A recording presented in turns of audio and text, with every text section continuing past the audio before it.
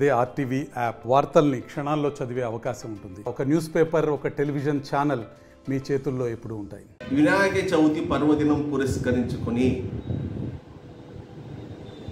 ఒక పెన్ను క్యాపుపై స్వామి యొక్క చిత్రాలు, సూక్ష్మ చిత్రాలు అంటే వివిధ రూపాలతో 60 సూక్ష్మ చిత్రాలు పెన్ను క్యాపుపై వేశాను.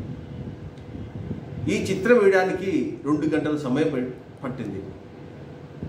మైక్రో బ్రష్ ద్వారా వేశాను చిత్రాన్ని.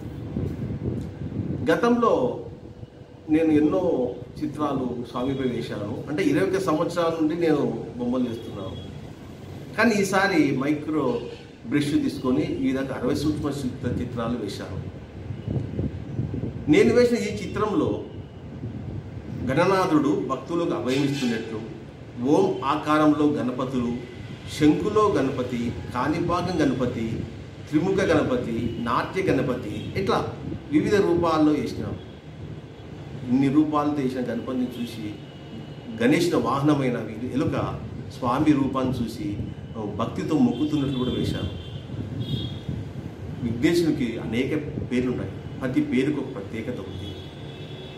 గణపతి, గణేశుడు, విఘ్నేశ్వరుడు, లంబోదరుడు, ఏకదంతుడు, బొజ్జ గణపయ్య, వక్రతుండ, ఇలా అనేక పేర్లు ఉన్నాయి. ప్రతి పేరుకు ఒక ప్రత్యేకత కూడా ఉంది. గణపతి అంటే గణాలకు అధిపతి, విఘ్నేశుడు అంటే విఘ్నాలను తొలగించేవాడు, ఏకదంత అంటే ఒకే దంతం కలవాడు. ఇలా ప్రతి పేరుకు ఉన్నాయన్నమాట. ఆయన అనంతనామదేవుడు, మహాకాయుడు.